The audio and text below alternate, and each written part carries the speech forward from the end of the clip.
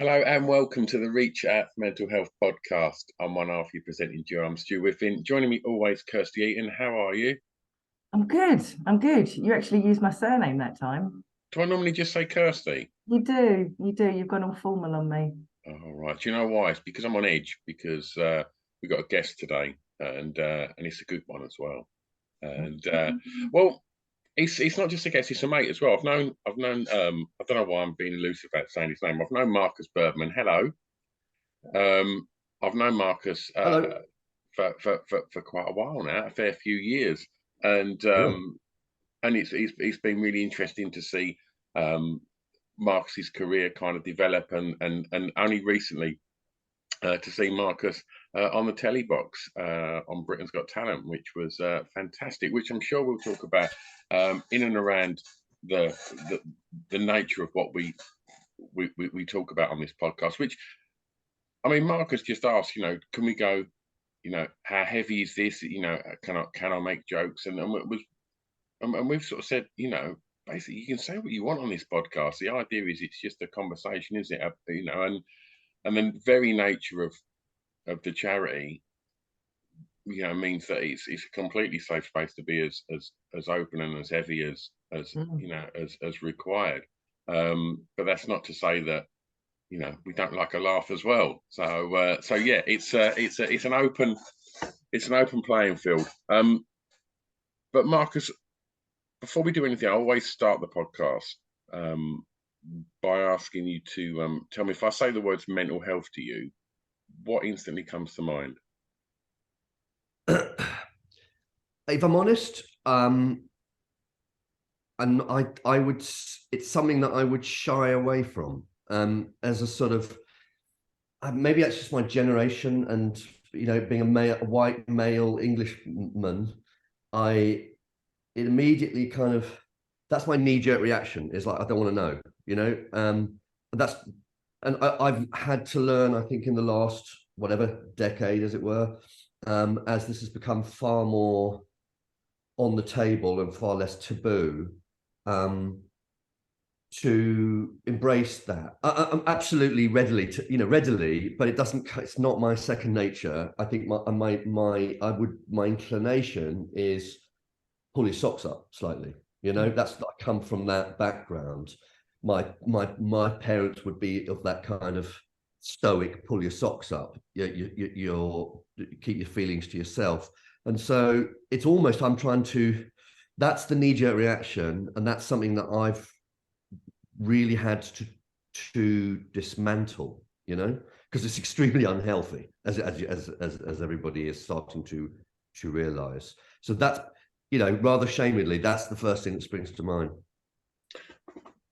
Can you sort of just take us back to sort of, you mentioned that your sort of parents' stance was always that, keep your feelings to yourself and just, shut up and get on with it type sort of approach.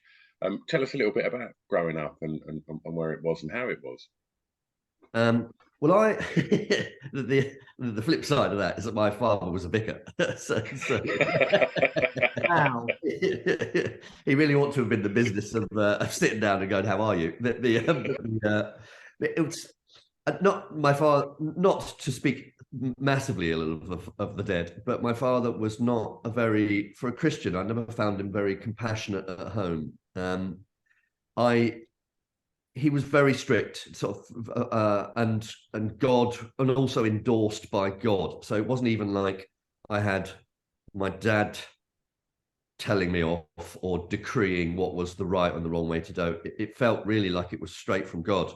And my background was of someone who was a believer, and someone who felt like, Christianity was central to my life, and it never sat well. But I always felt suspicious of it, but also like to turn my back on it was in some way deviant. Rather than, like, I subsequently in adult life met people who had no relationship to Jesus or anything like that, and I went, oh, you're not deviants, or you're not wrong uns, or you're not like kind of bad people, you just don't have a relationship for whatever reason, because they were born in Ethiopia, or because parents didn't have a religious sort of bone in their body. But to start with, it was I think I grew up. I was probably about 15 before I realised not everyone's dad was a vicar, you know, and so it was stern and austere and very moral, and all of the things that I think people who criticize the Christian church criticize it for. There's often a moral stance, but doesn't seem to have too much compassion, and that would be joyless and judgmental would be my background, you know, and so yeah, so things like,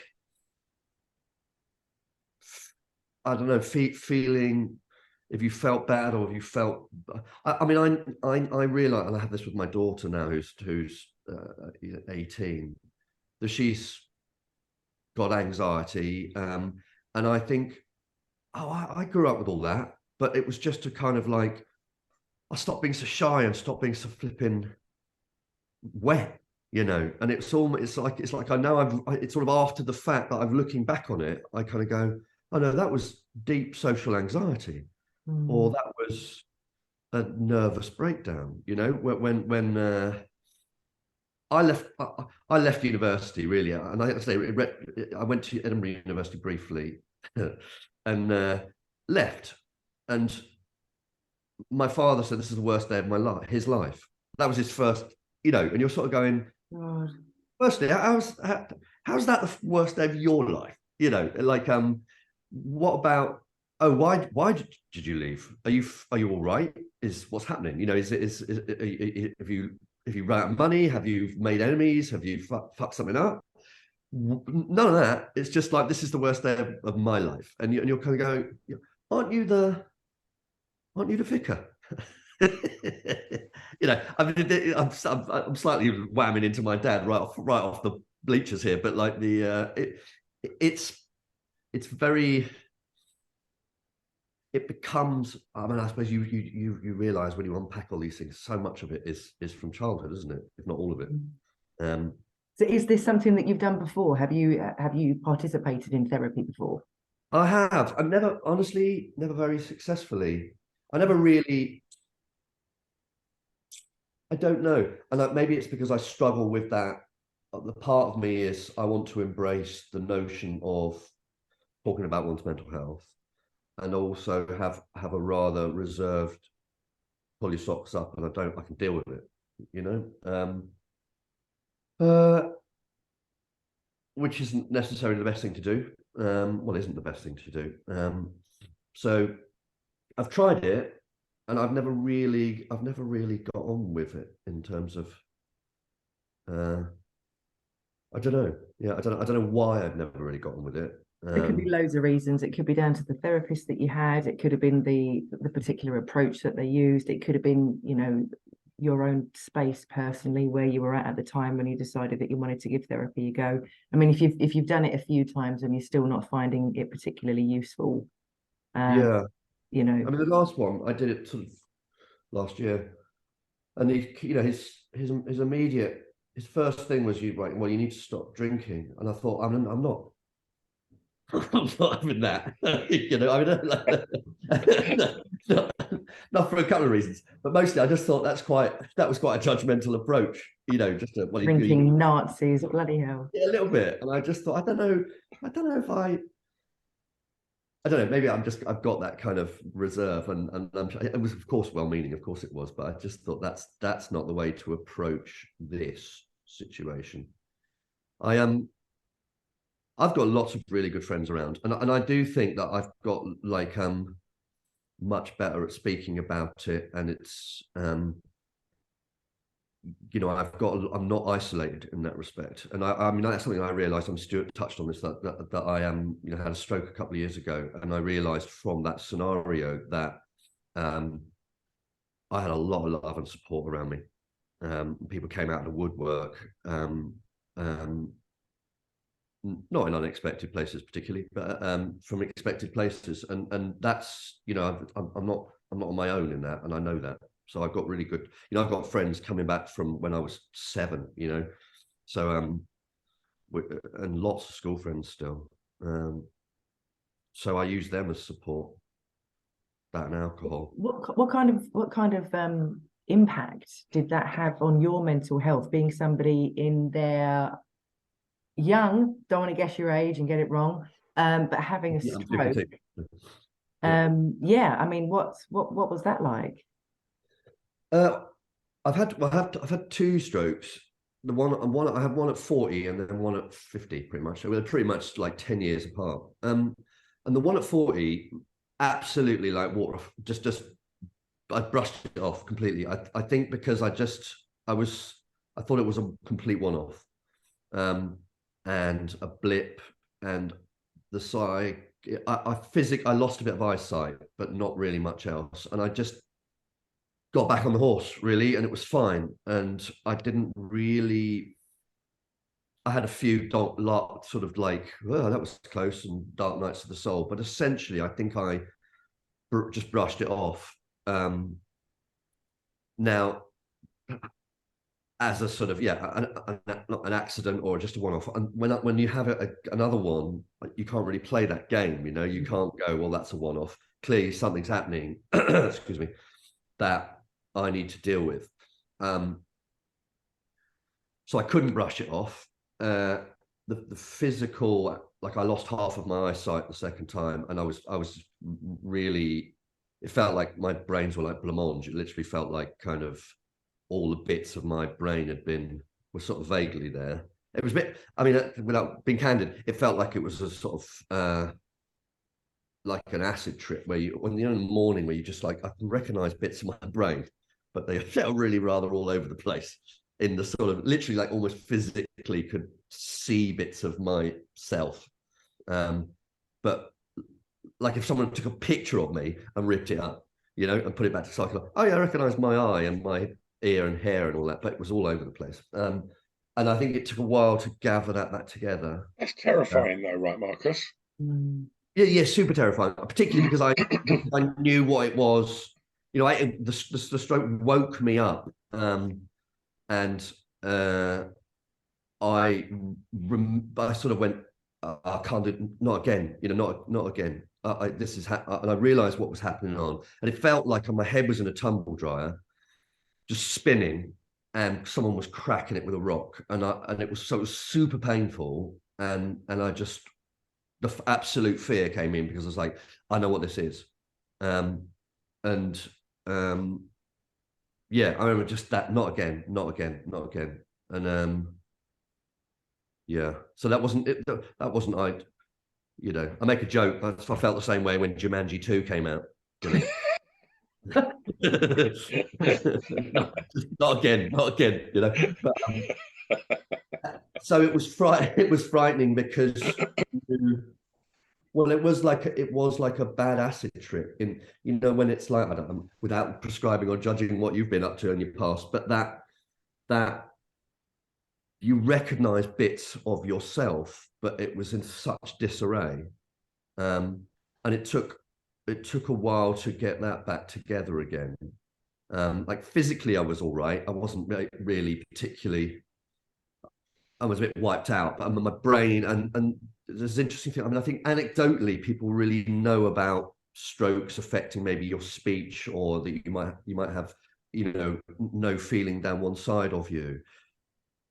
I had an occupational therapist, and she said pretty much off the bat, you're going to get depressed. That was sort of almost the first thing she said to me. She was, well, she said, you need to avoid alcohol, bright lights, and stress. What do you do for a living? And I was like, well, I'm a comedian. That's not going to help either. I'm a comedian. And I talk about this, and then she did the great thing, which everyone does when they meet me generally, which is, oh, you're a comedian, tell us a joke. Wow. And you were like, well, right here, I mean, I'm not criticizing her. She was absolutely fantastic. And that's sort of like, it wasn't sort of glib or anything. But you sort of go, all right, that's coming down the line, then you will get depressed. And that is that commonplace for all stroke victims? Yeah, because you have a brain injury, and your brain reboots, I suppose, in order to kind of get it back together again. I think probably if it's in disarray, then it reboots, a bit like switch off, switch on type thing, I suppose. And then I think it's just something that they recognize that people who've had strokes, it does that. You know, I don't know whether it's partly survivor's guilt or partly just because your brain you miss part grief. You know, I mean, I've lost half my eyesight, and I remember someone else saying, well, you'll grieve that, you know. It was very interesting because when I came out of hospital and I started to go to various eye clinics to find, and I was like, oh, and anyone ever spoke to me, I'd say, oh, I lost half my eyesight. And I'd always say, oh, but I've got half my eyesight, in a kind of like cup half full. And I believe that, and I still believe it. I'm still, don't get me wrong, I'm fucking lucky to have that. I could have been far worse, but I never really acknowledged the loss. You know, I always led with, yeah, but I've still got half the eyesight, you know, as to sort of brush off, almost maybe out of a sort of, to let people off so they didn't have to kind of go, oh mate, sorry, you know. Yeah. I could. What's that actually like? You said that you've lost half your eyesight. I'm assuming both eyes work. It's just, what is it? Is it you've lost some of your peripheral, or what is it? Yeah. So yeah, well, yeah. It's an interesting thing that you said there, actually, because yeah, both eyes do work. So I had this weird. There's nothing wrong with my eyes. It's one of the opticians said.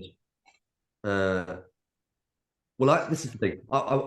Because when I had my first stroke, I mean, I went to an optician's because I was too frightened to go to a hospital because I couldn't see properly, and she said, tested my eyes and said, I don't want to alarm you, but you should go to hospital now, right? Which didn't alarm me at all, right? So and she sort of said, "Oh, I could come back when you find out what's the problem, and I'd be interested to hear what you said."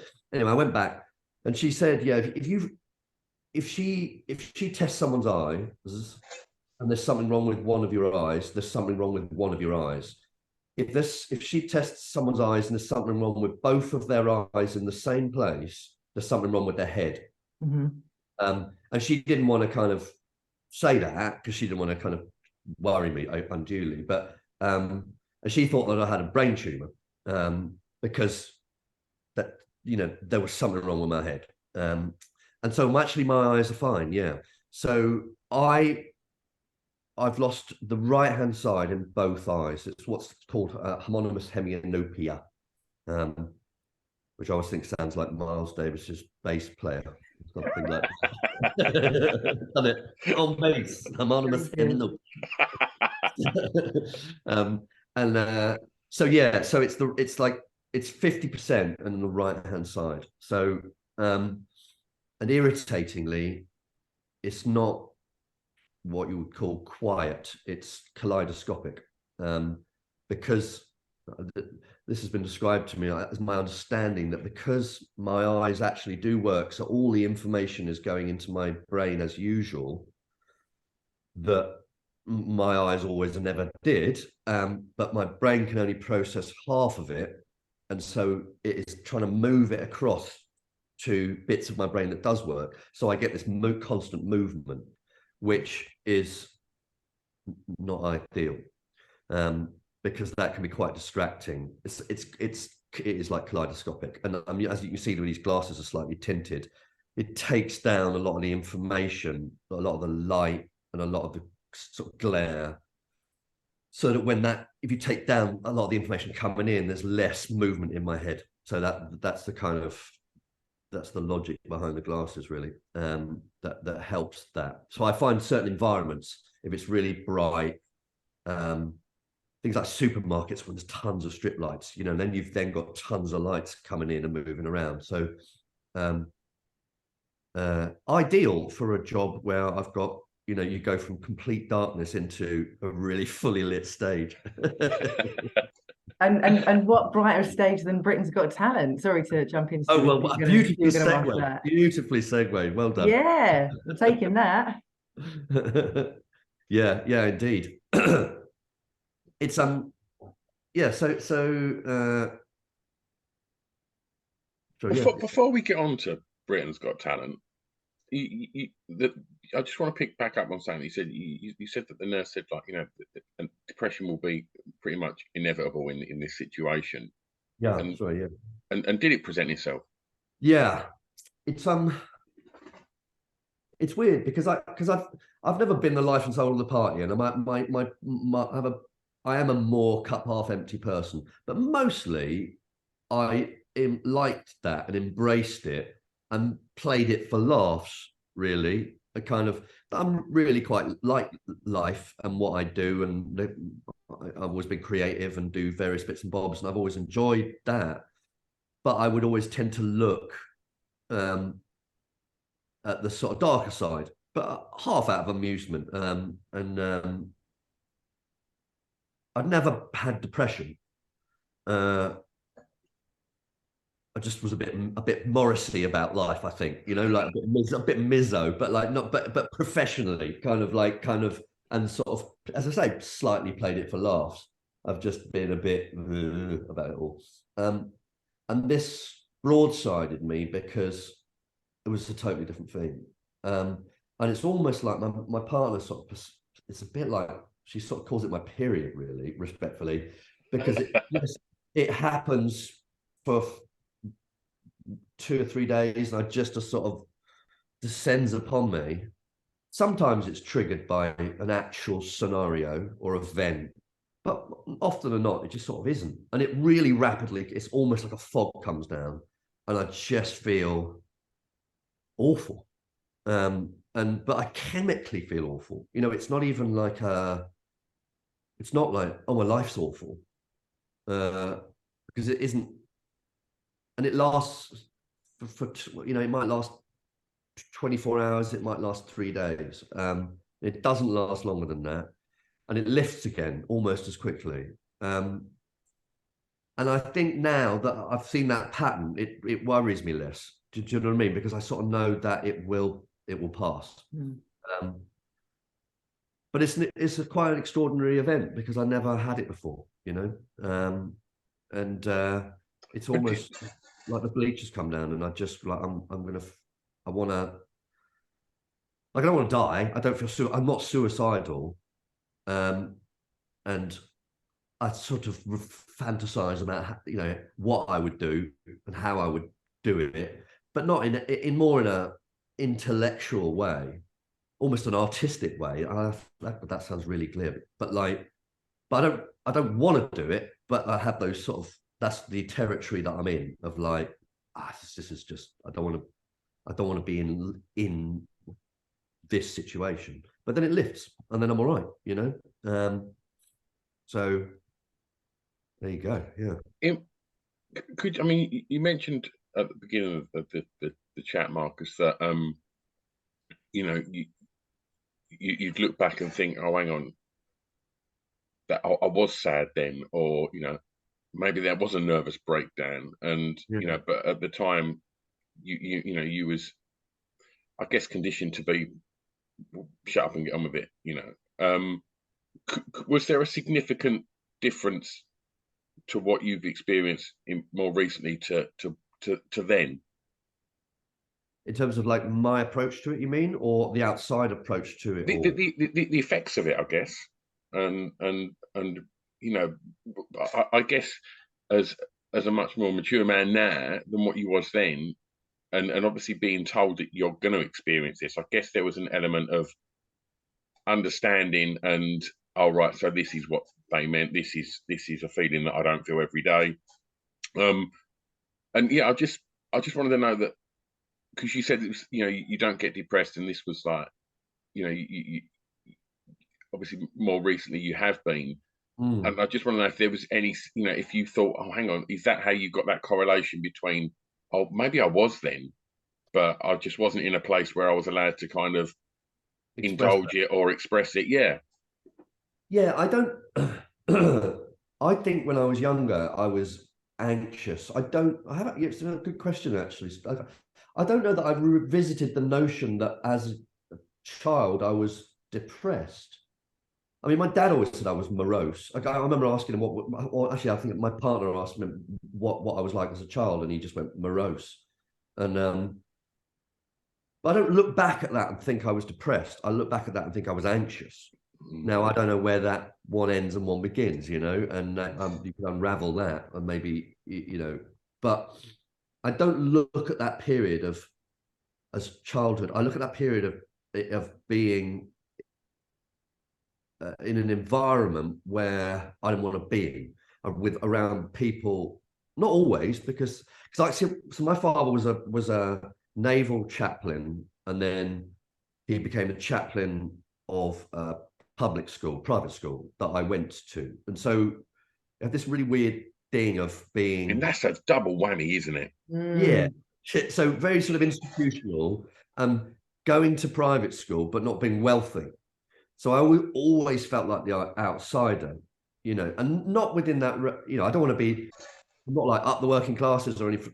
Like, there's plenty of wankers in who are poor, and there's plenty of lovely people who are poor, and there's plenty of lovely people who are rich, and there's plenty of wankers who are rich. So I don't want to sort of paint it as like, but it's a very narrow institution, I think, with its thinking. And I remember just thinking, I don't belong here. But I always embraced that sort of almost artistically. Like, I was very, well, I still am, you know, I was really into art. I went to art college. I was in bands, you know. So all that anger is an energy kind of thing was a kind of, but I always felt like, well, I wouldn't be the artist, in inverted commas, that I was if I grew up with really loving parents. Now, that's a really simplified notion, but I think there's a lot of correlation, as you well know, between people who are creative and who have that kind of awkwardness in their past. Yeah. So I always sort of almost saw it as a gift. But not depression. But this, it was anxiety. And as an adult, it's like, this is something different post-stroke to like the anxiety. I'm no less anxious as an adult, but I've learned to navigate it a bit better. Like, I just avoid certain situations. I know what they'll do, so I don't do them. Like big social gatherings, something like the notion of a kind of dinner party or something like that. Like, I really like chatting to people, sort of 1 and 2 people, but big groups they just terrify me. So I just don't go. So I'm sorry to sound so dim. So how do you go from having social anxiety in large groups to, you know, I don't understand. Can you join the dots for me, please? Yeah. Because for literally 99.9% of people on this planet, that's what you do is fucking bananas. And like, for somebody that has, you know, social anxiety, what the fuck? Yeah, I know what I'm going to do. Yeah, but do you know what? I mean, it's almost, well, firstly, come on, how many frontmen or any creatives, and they can be incredibly shy or look at, say, introverted, sort of Ian Curtis or your Kurt Cobains or whoever, who are really introverted, and they hit the stage, and then now we could spend a month or Sundays talking about that. I think so there's 2 things there. Firstly, there's an obtuseness to me of one of the I was really good at visual art, and I got bored because I could do it. And almost like the thing that scared me the most was to get up and talk. And that I was drawn to that like a moth to the light, because it was the hardest thing to do. So there's a sort of challenge myself, feel the fear and do it anyway. It's sort of bloody-mindedness that drew me to do something like stand-up. However, so that's one answer to that question. I think there's the common notion that stand-ups are really gregarious, and they're the life and soul of the party, and they're full of beans and full of fun, and almost none of them are. Because and my little potted notion of that is that I think if you are like that as a person, you don't need to do stand-up because you've ticked that box. You've said your funny thing. You've held court in the pub or in the workplace or whatever it is. So you don't need to do it. It's stand-ups to the person standing next to the boss or the funny guy in the pub going, God, it's a fucking turnip. I'm funnier than that. Or I've got a better thing to say. I'm more interesting, but are too socially awkward to do it there. So we construct the environment. Like I feel safe on stage, but that's constructed the environment and figured out what to say that works. Like I can be successful in that on stage because I control it to an extent. Yeah, there's incoming stuff. There's an audience who might heckle, or there's different environments or different people. If your audience is, Australian or Dutch or from Essex or a load of soldiers, that changes, but essentially I'm controlling that. So in my mind, I'm in control of that social situation. Does that make sense? Yeah, completely. Absolutely. I'm wondering if Rich Wilson would have said the same thing. It would be really interesting to get two comedians up and to kind of have a bit of a table about this. I genuinely think, to a greater or lesser extent, every comedian would say the same thing. I am actually struggling to think of a comedian who I would say was that life and soul of the party. I think that there's not. Comedians come from all walks of life. People who've got double firsts from Cambridge or used to be bricklayers. What they hold in common is that they tend to be very smart and quick, and that they're usually socially useless. It's I mean, obviously you've been surrounded by everybody within that industry for many years, Marcus, and of the I guess my entry point to socializing with comedians was with yourself and Rich. And I've gone on with the podcast to interview lots of comedians, and never at one point would I ever think that these people are the center of attention in the pub, like at all. Like far from it. And I think it's, you mentioned art and you mentioned music and the fact that you sort of experimented with all of those kind of forms of expression. And I think with anything in them creative fields, so much of it is fueled by angst. Certainly in the your more formative years. Would you agree with that? 100%. I mean, like, 1,000,000%. I don't think it. Yeah, I mean, I think that's it.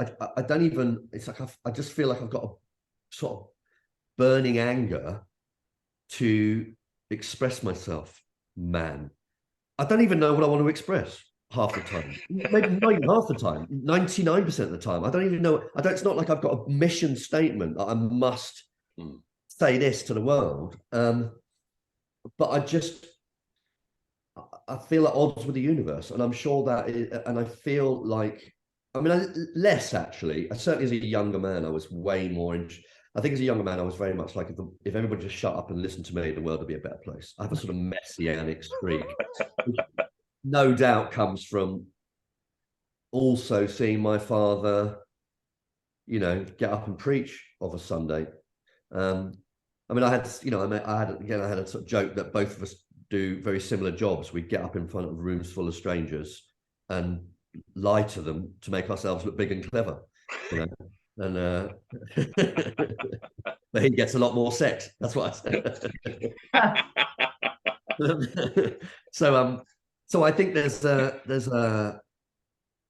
have that messianic streak of like, I must tell people, probably because as a child, I was in an environment where I wasn't encouraged, or actually downright stopped from encouraging, from expressing myself.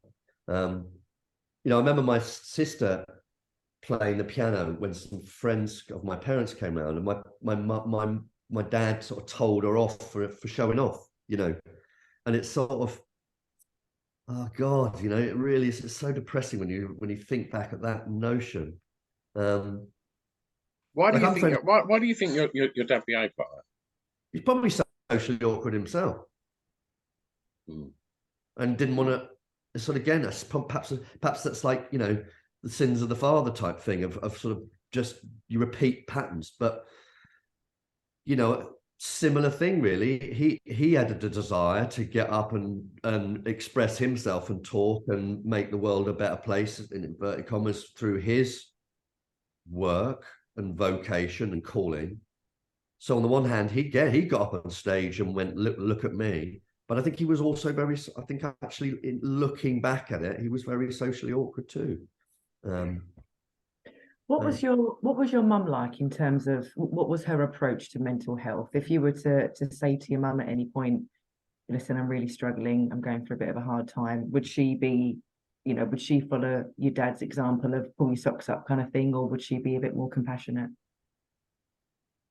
She would be more. She was more compassionate, but she was away. She was a bit away with the fairies as well. I think that both my parents are they were very intelligent. They both went to Cambridge. My dad went to Oxford and Cambridge and stuff. And so they're very like intellectual. And my mum was, I mean, my mum probably on the spectrum. Like my mum will she'll rattle off a paragraph of Shakespeare. And then she'll go, oh, I really ought to read, Antony and Cleopatra again. I haven't read it since 1962. And you're like, what?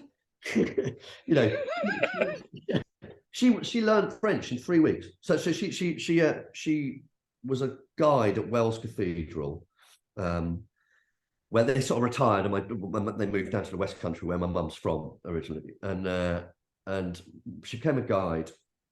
And then the French guide for French people coming over died or something, and there was a vacancy, and my mum went, oh, I could probably do that, and learned French in 3 weeks. Just sort of like, so she's just like a mind, but not massively compassionate. No, I mean, not unkind or cruel in any way, but not compassionate. No. So I don't think there was a lot of, not a lot of, love's not the right word, because I didn't feel unloved. And in one sense, because they were Christians and very ordered, I didn't feel like I felt safe in that. I didn't feel like, oh, I'm going to go home and Dad's just fucked off, or there was no way. He was very angry and cross, but he wasn't violent in any way. So I never felt like unstable. I wasn't an unstable background, which I know a lot of people have, which can be very disturbing for people, of course. I had that. I think what it was just a sort of like just a sort of crushing dullness. That's the sort of disturbing bit of it, of just to sort of say nothing, do nothing, express nothing, put your head down, and don't make a fuss. That was a sort of which I think for someone who's a creative person, is very, it's like it squeezes you, but maybe it squeezes you to the point where you become quite creative. So as I say, I sort of, on the one hand, I'm really bloody angry about that, and on the other hand, I thank them for it, because I'm very creative. Now maybe I'm very creative anyway. I don't think that's a necessity. It's funny. I was talking to Noel Fielding about this a few years ago, and he was like, my parents were lovely. They were so encouraging. They couldn't have been more sort of like encouraging for him to go to art college, and it was so the opposite of what I was used to. And I've met a few other people like that. Do you know who Francesca Martinez is? She's a comic, and she's got cerebral palsy. And I was in her first show And she lived at home when I first met her. When I first met her, she was like 21, and she was living at her parents' house. And I was in her first Edinburgh show, and we would rehearse a bit and get it down, and then she'd go, "Mum, Dad, Grandma, brother, come watch." And I'm going, "You ain't watch." I'm so, what the fuck? No, I can't do this. I can't. And they'd all parade in, sit on the sofa, and kind of expectantly go, you know, and we'd have to do it in the front room. And for me, I was like, "Oh fucking hell!" This, because it was always hidden. You know, it was always hidden from the home. And so to be in an environment where it wasn't, it was embraced, was like, what the fuck? So I don't think it's necessary to come from a repressed family, but you know, I think a lot of times it does happen, as you well know, you know. So who did you speak to when you were when you had your first experiences of poor mental health? Who was it that you felt that you could confide in? I know that you were like, you straddle the two camps of, you know, wanting to talk about it, wanting to confide in somebody, but also, you know, you've got that sense of don't air your dirty laundry in public, you know, keep it to yourself. What did you do? I speak to anyone. I didn't, because I didn't think I had a legitimate sort of claim to do so. Oh, you didn't speak to anyone, did you say? No, I didn't. Not really. Gosh. Like not as a child. No, I just thought the problem was me, so I should just not talk about it. And I kind of like again, it's funny when you look back at your and things like I think I've always had like a best mate who was the gregarious one. You know, I've sort of always had a friend, and he was the mouth, and I was the pretty mysterious one. And that sort of suited me a bit. But in regards to, you know, you said that you wouldn't say anything. If, for instance, somebody was looking at, you know, in your sort of your more formative years of maybe, say, you know, art school and things like that, somebody asked you what you wrote that song about, or somebody asked you what that painting was about, and it obviously had come from an element of angst or something, would you be open and you know, and tell them where that come from? No, because and it's a really, it's funny because I've never really been asked that. I didn't know where it came from. You know, it's only really looking back now and having the legitimacy of allowing yourself to kind of go, like, it's really like, oh yeah, maybe none of that was my fault.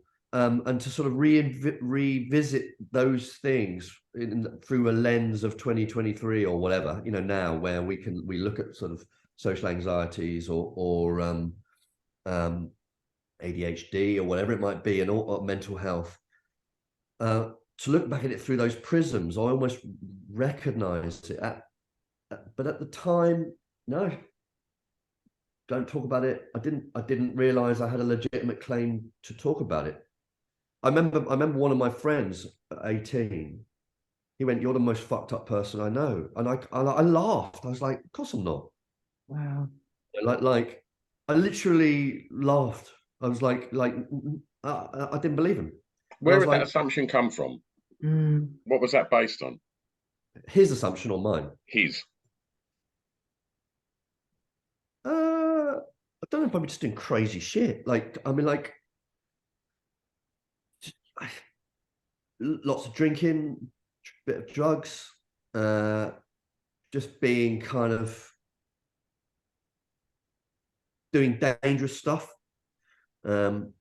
You know, like really like climbing things, hanging off things. I used to do this thing where I would ride my motorbike and close my eyes and to see how long I could keep them closed for. For a laugh, you know. Use the force. See where it gets you. Yeah, just to sort of scare myself, and shoplifting, you know, just sort of yeah, not like criminal behavior, or not like antisocial behavior, really. I But mean, you just, were 18. Do you know what I mean? This doesn't sound like anything particularly bonkers. no, not particularly Do you know what I bonkers. mean? So, Yeah. plenty of people do that. I wasn't off the scale at all, but just a bit, you know. But it wasn't. It's. I just didn't think I had a legitimate claim to being fucked up or being awkward. I think it's very. My father. So my father died 3 years ago, and he'd been 80 about 5 or 6 years ago. And my brothers and sisters, we set up a WhatsApp group to kind of organise that party, which rapidly descended into a sort of slagging off my parents. And I think we all went, oh God, yeah, there's loads of things that we're really angry about. And I think we all thought, oh, that was just, I thought that was just me that felt really angry about that situation, or whatever. And we all just, it was a sort of pile-on, which was a shame, because it was a sort of character assassination of both of our parents, but it was actually incredibly freeing, because we, oh God, yeah, they were pretty maybe just weird. I don't think bad's not the right word, because they weren't nasty, but they were just, I think they were just weird. And I think it was really freeing to have that conversation with my brothers and sisters, where we kind of went, oh yeah, that was all really strange behavior on behalf of my parents. But at the time, I just thought, oh, I'm being deviant. And it was very wrapped up with God, that notion of doing the wrong thing. And it was endorsed by God, literally. Yeah. Well, after, I mean, I spoke to you.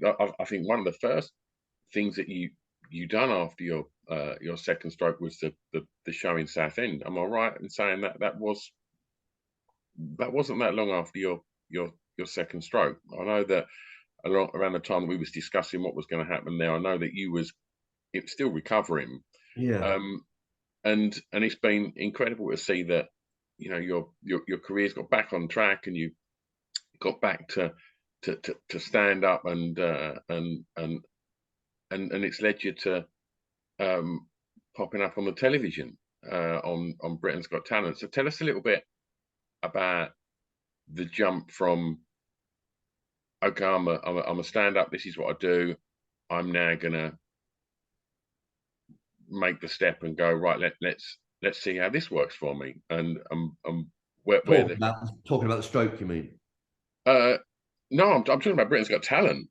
Oh, I see. I'm sorry. Right. Yeah. Well, it was wrapped up with that. I think I was, again, I was quite happy just being a stand-up, getting along with it. I'd sort of made a few forays. I'd done a few things on TV in the past, and I'd few things that I tried to write, and I just didn't like the world of kind of TV. I liked live comedy, where I could totally say what I want, and I didn't have to kind of submit scripts that. Do you think that's that control thing again? Yeah, I was totally in control of stand up. You didn't have to persuade anyone, or it wasn't who you knew. You just had to go up there and be funny, and if you were funny, you'd get more work, and if you weren't, you didn't, kind of thing. So I liked that regime, and any time where you started to try and do things for TV, you had to. It felt like I had to kind of go with my cap in hand and try and persuade some prick why I was funny, who stared at me blankly, and I can't be asked for that, and I sort of, well, make the joke, I tried to avoid TV and fame, and in that sense my career's been hugely successful, and it's kind of and it's partly that I was just happy making a living. paid the bills, brought up a daughter, owned a house, ran a car, happily doing a job, and I think, and I don't have to deal with any of that. So yeah, I'm not a famous comic, but I turn a living, and this is all cool. And when I had a stroke, it became really, well, lockdown happened. That's what happened. And then and a lot of people, creative people, were like, I don't know what to do. And a lot of comics were like, I don't know what to do. And I didn't have any desire to write stand-up, and didn't even think about it for a year. I just did other creative things, but I literally, a lot of comics have discussed this after the fact of like, did we miss? Lots of comics were like, yeah, I fell to pieces. I've really missed going on stage, because we were all used to going on stage five nights a week, and I didn't miss it at all. And I've sort of found that I think a lot of the comics who had other creative outlets didn't miss it. Whereas the comics who only did stand-up or only had a desire to do stand-up did miss it. So would you paint, Marcus? Say again, sorry? So would you be painting and stuff like that? Yeah, I was drawing and painting. I learned to do bits of animation stuff on computer. So I was just being quite creative in other realms and enjoying that. And when I had a stroke, I immediately just I asked my partner to bring me a pen and pencil, because I didn't even know if I could read or write. I just like, I don't know if I can I remember how to write? Fucking hell, that's terrifying. Yeah. And I remember going, oh yeah, I can. Oh, okay, I can read. That's all right. And then I went, oh yeah, can someone bring me a pen? Oh, yeah, that I can write.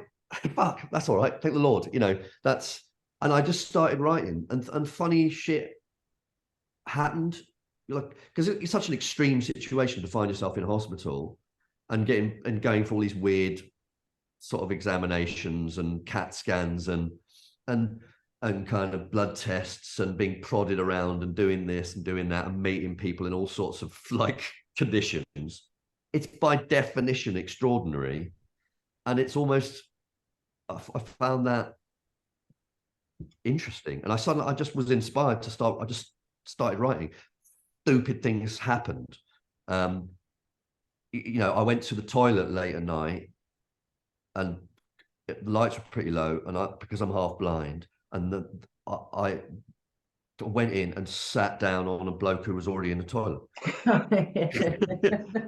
Because I was too blind to see him, and he was too blind to stop. And I just thought, that's on what galaxy is that not funny? It's funny.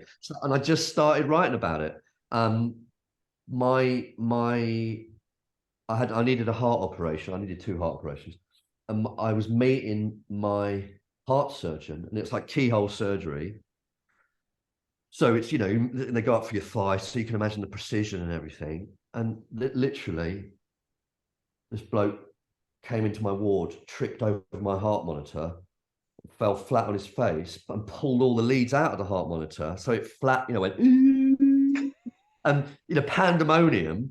And then he sticks his little head above the parapet and goes, "Hello, I'm your heart surgeon." You're going, this motherfucker's prodding around in my chest in a minute.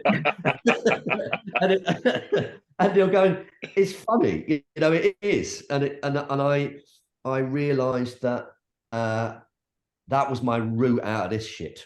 I'll probably say that was funny in hindsight. At the moment, I think I would have been fucking terrified. No, I mean, both those scenarios were funny in real time. Some of them weren't. Some of the scenarios, like I was injected with radioactive dye. I've subsequently written a routine about that. At the time, no, I was terrified. And all these processes, a lot of the processes, I felt like I was playing Russian roulette, because they were testing me for this and that. And each time, I felt like, having a CAT scan, that's the time they tell me of like, oh, you've got a brain tumor. And then they went, oh, that looks fine. And then you literally felt like I was playing Russian roulette. And then the next week you go in, and they're test, they're giving you blood tests, and you think, all right, this is the time they tell me I'm HIV positive or something like that, And then, no, that's all fine. And then you go again, played Russian roulette. And almost most of the stress, certainly with the first stroke, but also with the second stroke, came from being prodded around and going in time and time again for a test that might tell you you've got something heinous wrong with you, and then going, oh, that's all right. So there's an awful lot of stress, but an awful lot of, and I suppose my way of dealing with it was to try and find the funny out of it. And again, one of probably the pathologies of a stand-up, something bad happens to us, it's about 0.5 of a second before we go, oh, this is going to make a good routine. You know, just terribly unhealthy. But no, I think it's great. I think being able to see the positive side of it and turning it around and being able to extract something from it. I think if we could all do that, we'd all be in a much better place, personally. Yeah, I mean, I agree, and I think I didn't countenance that at the time. I just was like, I have to get better. I have to talk about this. I want to talk about this, and that's my way out of that. And you know, lots of people in retrospect have gone, and that's really, your positivity has been really inspiring. And I've met many medical professional people people have just gone down because they didn't find the reserves to do it. And I don't know, and I don't pat myself on the back for that. And well, I do sometimes, because I sort of go, well done, and not to kind of diss anyone who didn't, but poor them.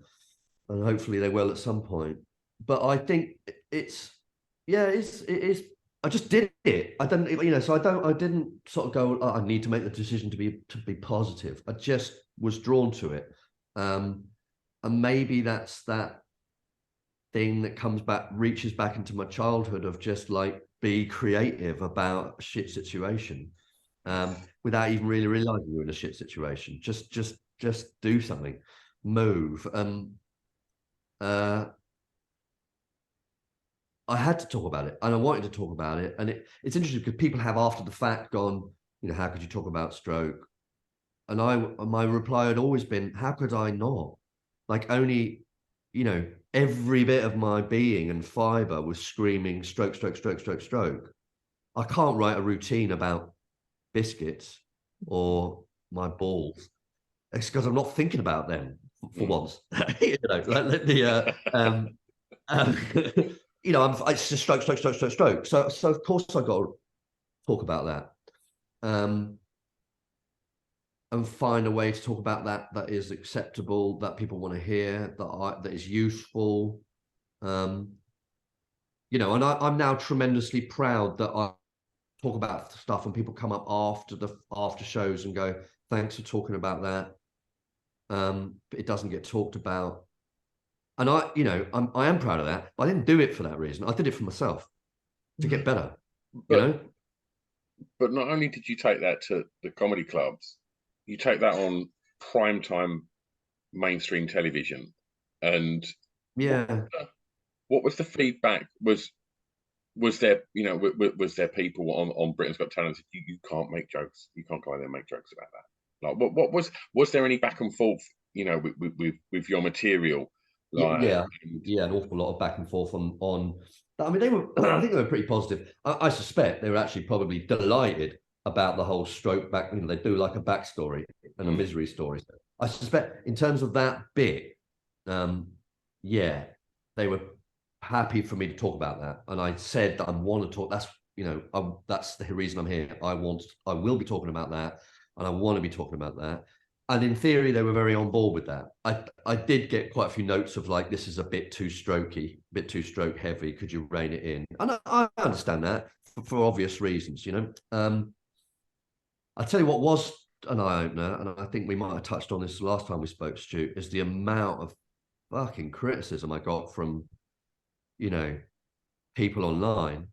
How dare you talk about this? You're a horrible man. You deserve that stroke. I hope your daughter's not watching. Should be ashamed of you. I you just thought that was brilliant. I would just, it absolutely killed me. Absolutely. Oh, thank you. But I guess that's where we're at as a society. There's always you do anything, there's always a wanker who's massively offended by it and thinks you shouldn't be doing it and thinks you're the devil for doing it. So whoever was it, us probably. And but fuck me, I mean, it's your story. It's your Yeah, story. totally. I mean, I absolutely. So, you know, in most of the time, that fuels back to what I said before, anger is an energy, and mostly that it was like, fuck, I'm gonna, it gives me more energy. But once you read a few of them, you kind of, some of them are hurt. You know, the one about my daughter, that just, you know, I suppose it just, you kind of go, you know, leave her out of it. The thing is, Marcus, that person's never going to walk up to you and say that, and you know, that person's just, you know, sitting in a room that probably smells of warm milk with tissues all over the floor, and like, and you know, Yeah, of course. and it's just going to be someone that makes it their life's work just to antagonize people and just do shitty things like that. 100%, 100%. I mean, I think, you know, I've also you know, had so much love and positivity, and I think, and from people just in general, or people who it's affected them, you know, and you can, it's funny if you bother to read, and I suggest you don't really, but like, because it's mostly garbage, but there's a lot of people answering on my behalf going, well, he's had 2 strokes, you arsehole, what are you on about? Yeah, He can make jokes about this, and there's a lot more love coming my direction as much as there is hate. There way more. And also, I think if I looked at the people who were being vociferously nasty about me, or I shouldn't say this, none of them had strokes. yeah, It was all offended on behalf of, kind of, which is where we're at as a society quite often, absolutely. I think. Exactly. I mean, But yeah, I mean, being offended by proxy, I mean, that's, yeah. yeah. So you know, it's great that you know, so that, you know, I think that was another earlier question that you asked me, and I waffled out of that one. But it's that Britain's Got Talent became like, I can reach a wider audience. I think post-stroke, I was like, I'm starting to talk about something that is real and that is tangible, and that is, I don't mean this in an arrogant way, but I just thought it's really worth hearing. Like before, I was just like, I just think I'm a funny comic. But I'm a funny white male heterosexual middle class comic. Who cares? I can make you laugh, but there's nothing unusual about me. I'm just good at comedy, but there's no real USP. And I suddenly had one, and I just kind of went, do you know what? And I don't mean this in an arrogant. Of course, it's slightly arrogant, but I just was like, I'm not trying to show off. I'm not trying to be big and clever, but I've got a really good story that I think is really heartfelt, and I'm really funny, and I'm worth listening to. I'm not saying I'm the best comedian. I'm not the best comedian, but I'm really worth listening to. And there's loads of comics who are famous who I don't think are worth listening to, and I don't mean that in an arsehole bitter way, because but you know, they can still exist. But I just sort of think, no, I'm get out of the way. I'm more interesting. I'm more funny. So I kind of slightly got a bit between my teeth to be not that just like, oh yeah, just poodle along being a comic and happy making a living. I suddenly became a little bit more get that messianic streak back a little bit of want more people to hear this. It's worth hearing. And as I say, I hope that's not arrogant or showy offy. I just think it's kind of like, I've got a good little thing I'm really proud of, and it's really worth hearing, and I want people to hear it. And they can, Marcus, because you're going on tour. What a tenuous link. They can indeed. Well done. nice little header there, Stu. Yeah, so that ball was going in, and you headed it in anyway. So, I mean, this is. I mean, I've seen the dates. There's a lot of them. This is a proper legit tour, right? Full national, my first national 30-date tour. Yeah, it's very exciting and a bit daunting because I've now got to sell them tickets. But it's great to be doing that, and I've got that starts in September. I'm doing Edinburgh first, so there's kind of warm up, so I should be match fit, and then I'm out on tour in the autumn. Yeah, so it's really exciting, and really, like, to go back to what I just said, I'm really keen to kind of just, I really love that show, and I think it's really I think people. This is an odd. I wonder if you understand that. But I don't mean to sound wonderfully patronising. But as a comic, there's different types of laugh. I don't know if you've heard this from other comics before. There's a sort of like, I suppose it's, well, here we go. Not all music is to dance to. Agreed? Mm-hmm. And just because it's not bang, bang, bang doesn't mean it's not good music. Because you might want a wistful Bob Dylan song or a very evocative love song to do different things. So not all music is to dance. And in the same way, I think not all comedy is to be side-splittingly funny. Do you see the analogy? Yeah. So what I'm saying is like, and so a laugh can be different, because a laugh can be like, kind of like just fought on the floor, bang on the Prodigy, laugh, laugh, laugh. And that's brilliant. But it can also be quite a pensive, God, that's really beautifully put. You know, in a way that's like a sort of an acoustic song isn't a banger. It's not a banger. It's not trying to be a banger. It's trying to be something else. And I think with this show, it's nice to. It's not a banger. It's a good, small, beautiful little portrait. If I can be so bold. That's what I'm going for anyway. So the laugh is different, and that's extremely rewarding.